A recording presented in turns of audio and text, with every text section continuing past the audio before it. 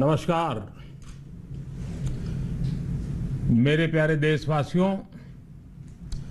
आज मैं अपनी बात की शुरुआत एक वेद वाक्य के साथ करना चाहता हूं।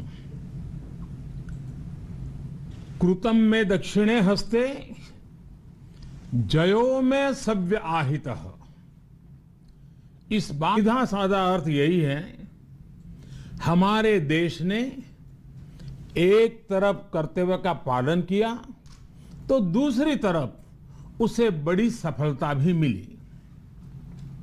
कल 21 अक्टूबर को भारत ने 1 बिलियन 100 करोड़ वैक्सीन डोज का कठिन लेकिन असाधारण लक्ष्य प्राप्त किया है। इस उपलब्धि के पीछे 130 करोड़ देशवासियों की कर्तव्य शक्ति लगी है। इसलिए ये सफलता भारत की सफलता है, हर देशवासी की सफलता है। मैं इसके लिए सभी देशवासियों को हृदय से बधाई देता हूं।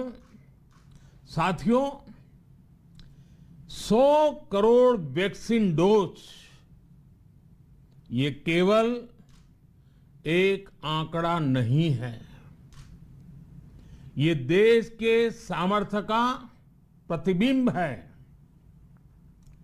इतिहास के नए अध्याय की रचना है। ये उस नए भारत की तस्वीर है जो कठिन लक्ष्य निर्धारित कर उन्हें हासिल करना जानता है। ये उस नए भारत की तस्वीर है जो अपने संकल्पों की सिद्धि के लिए परिश्रम की पराकाष्ठा करता है। साथियों, आज कई लोग भारत के वैक्सीनेशन प्रोग्राम की तुलना दुनिया के दूसरे देशों से कर रहे हैं। भारत ने जिस तेजी से 100 करोड़ का 1 बिलियन का आंकड़ा पार किया है, उसकी सराहना भी हो रही है। लेकिन इस विश्लेषण में एक बात अक्सर छूट जाती है कि हमने ये शुरुआत कहां से की है।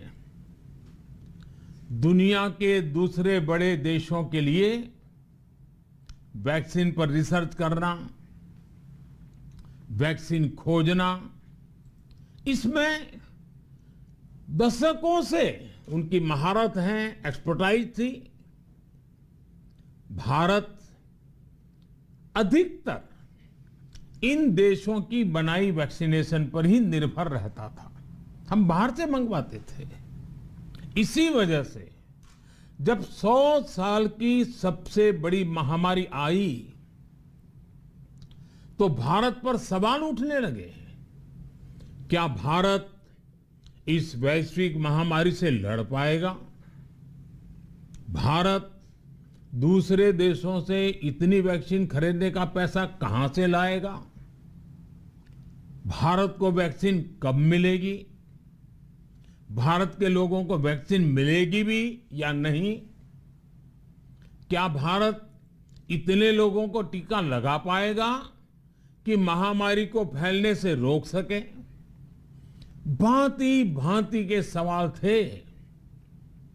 लेकिन आज ये 100 करोड़ वैक्सीन डोज हर सवाल का जवाब दे रहा है।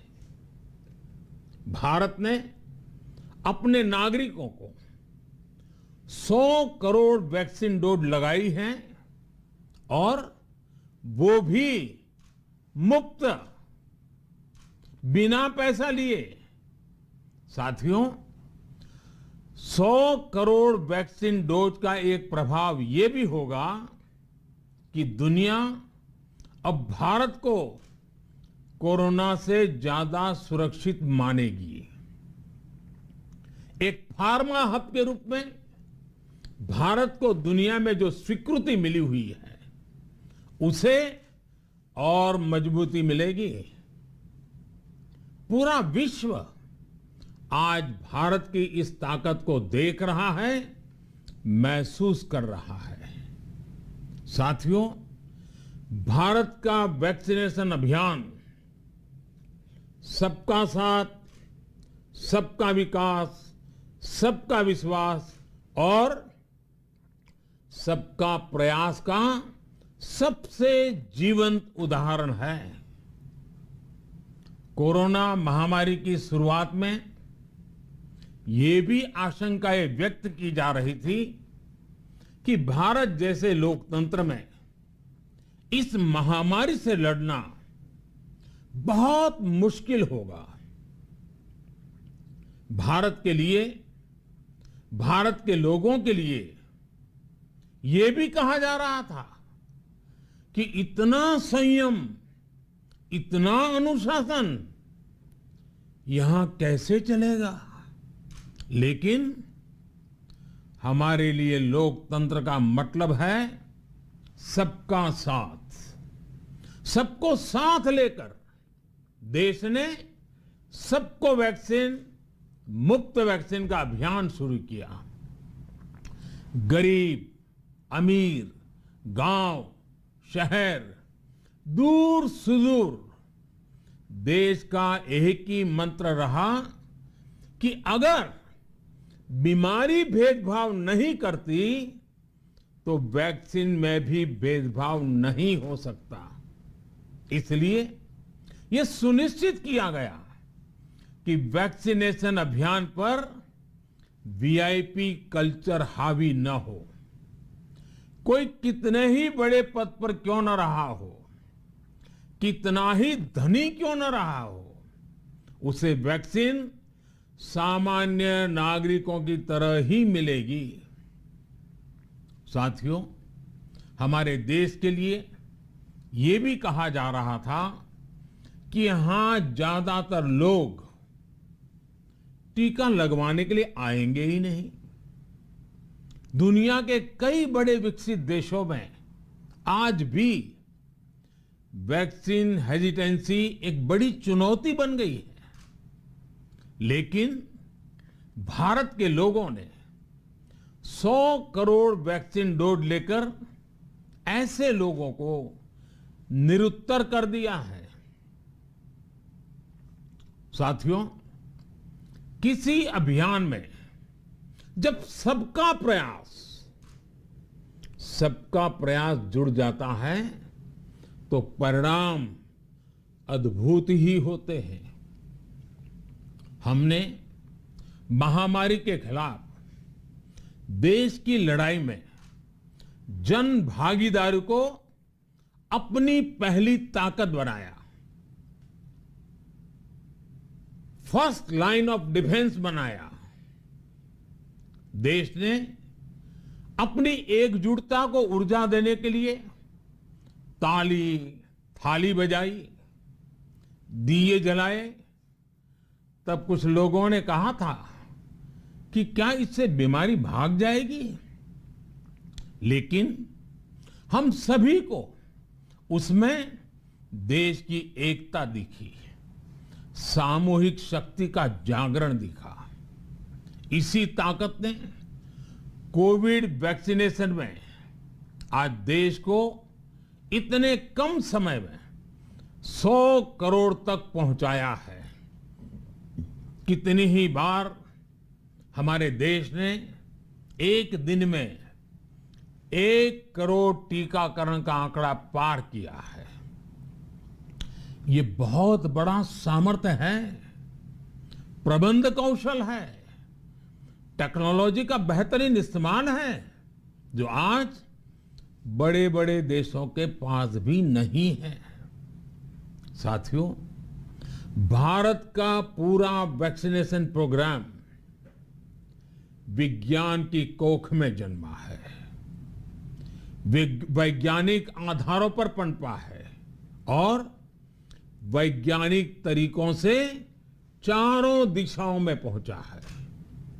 हम सभी के लिए गर्व करने की बात है कि भारत का पूरा vaccination programme science born, science driven और साइंस बेस्ड रहा है। वैक्सीन बनने से पहले और वैक्सीन लगने तक इस पूरे अभियान में हर जगह साइंस और साइंटिफिक अप्रोच शामिल रही है। हमारे सामने चुनौती मैन्युफैक्चरिंग को लेकर भी थी, प्रोडक्शन को स्केल अप करने की भी थी। इतना बड़ा देश, इतनी बड़ी आबादी, उसके बाद अलग अलग राज्यों में, दूर दराज इलाकों में समय से वैक्सीन पहुंचाना, ये भी किसी भागीरथ कार्य से कम नहीं था। लेकिन वैज्ञानिक तौर तरीकों और नए नए इनोवेशन से देश ने इस चुनौतियों के समाधान तलाशे असाधारण स्पीड से संसाधनों को बढ़ाया गया। किस राज्य को कितनी वैक्सीन कब मिलनी चाहिए, किस इलाके में कितनी वैक्सीन पहुंचनी चाहिए, इसके लिए भी वैज्ञानिक फॉर्मूले के तहत काम हुआ। हमारे देश ने कोविन प्लेटफॉर्म की जो व्यवस्था बनाई है, वो भी विश्व में आकर्षण का केंद्र है। भारत में बने कोविन प्लेटफॉर्म ने न केवल आम लोगों को सहूलियत दी, बल्कि हमारे मेडिकल स्टाफ के काम को भी आसान बनाया। साथियों, आज चारों तरफ एक विश्वास है, उत्साह है, उमंग है। समाज से लेकर इकोनॉमी, हम हर तबके पर देखें, ऑप्टिमिज्म, ऑप्टिमिज्म, ऑप्टिमिज्म ही नजर आता है। एक्सपर्ट्स और देश विदेश की अनेक एजेंसीज भारत की अर्थव्यवस्था को लेकर बहुत सकारात्मक हैं। आज भारतीय कंपनियों में न सिर्फ रिकॉर्ड इन्वेस्टमेंट आ रहा है, बल्कि युवाओं के लिए रोजगार के नए अवसर भी बन रहे हैं।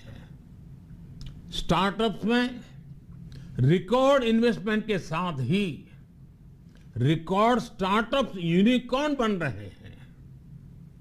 हाउसिंग सेक्टर में भी नई ऊर्जा दिख रही है। पिछले महीनों में किए गए कई सारे रिफॉर्म्स, कई सारे इनिशिएटिव, गति शक्ति से लेकर नई ड्रोन पॉलिसी तक भारत की अर्थव्यवस्था को और तेजी से आगे बढ़ाने में बड़ी भूमिका निभाएंगे। कोरोना काल में कृषि क्षेत्र ने हमारी अर्थव्यवस्था को मजबूती से संभाले रखा। आज रिकॉर्ड लेवल पर अनाज की सरकारी खरीद हो रही है। किसानों के बैंक खातों में सीधे पैसे जा रहे हैं। वैक्सीन के बढ़ते हुए कवरेज के साथ साथ आर्थिक सामाजिक गतिविधियां हो, खेल जगत हो, टूरिज्म हो, एंटरटेनमेंट हो, सब तरफ सकारात्मक गतिविधियां तेज हो रही हैं। आने वाले त्योहारों का मौसम इसे और गति देगा और शक्ति देगा। साथियों, एक जमाना था जब मेड इन ये कंट्री, मेड इन वो कंट्री, इसी का बोलबाला था, बहुत क्रेज हुआ करता था। लेकिन आज हर देशवासी ये साक्षात अनुभव कर रहा है कि मेड इन इंडिया की ताकत बहुत बड़ी होती है। और इसलिए आज मैं आपसे फिर ये कहूंगा कि मैं हर छोटी से छोटी चीज जो मेड इन इंडिया हो, जिसे बनाने में किसी भारतवासी का पसीना बहा हो, उसे खरीदने पर जोर देना चाहिए। और ये सबके प्रयास से ही संभव होगा। जैसे स्वच्छ भारत अभियान एक जन आंदोलन है, वैसे ही भारत में बनी चीज खरीदना, भारतीयों द्वारा बनाई चीज खरीदना, वोकल फॉर लोकल, ये हमें व्यवहार में लाना ही होगा। और मुझे विश्वास है सबके प्रयास से हम ये भी करके रहेंगे। आप याद करिए, पिछली दिवाली हर किसी के मन मस्तिष्क में एक तनाव था, लेकिन इस दिवाली 100 करोड़ वैक्सीन डोज के कारण एक विश्वास का भाव है।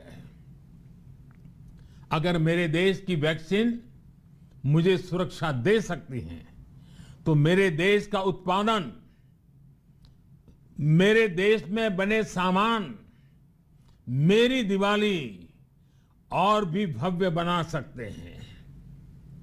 दिवाली के दौरान बिक्री की एक तरफ और बाकी साल की बिक्री एक तरफ होती है।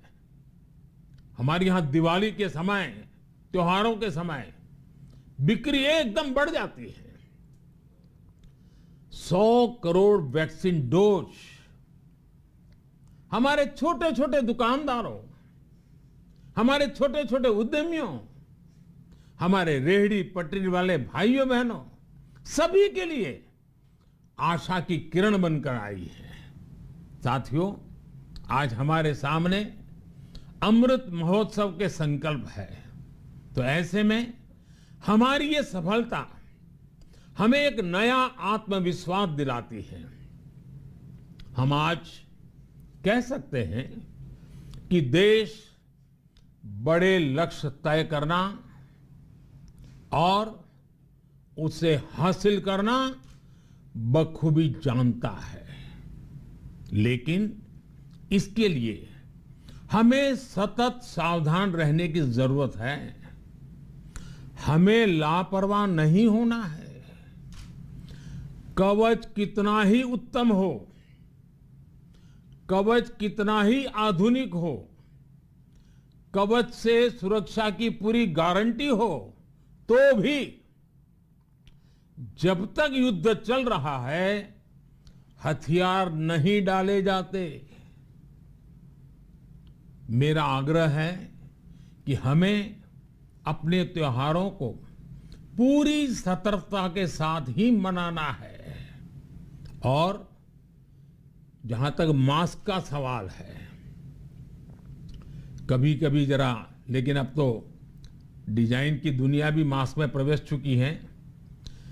मेरा इतना ही कहना है, जैसे हमें जूते पहन करके ही बाहर जाने की आदत लग गई है ना, बस वैसे ही मास्क को भी एक सहज स्वभाव बनाना ही होगा। जिनको अभी तक वैक्सीन नहीं लगी है, वो इसे सर्वोच्च प्राथमिकता दें। जिन्हें वैक्सीन लग गई है, वो दूसरों को प्रेरित करें। मुझे पूरा भरोसा है कि हम सब मिलकर प्रयास करेंगे तो कोरोना को और जल्द हरा पाएंगे। आप सभी को आने वाले त्योहारों की एक बार फिर बहुत बहुत शुभकामनाएं, बहुत बहुत धन्यवाद।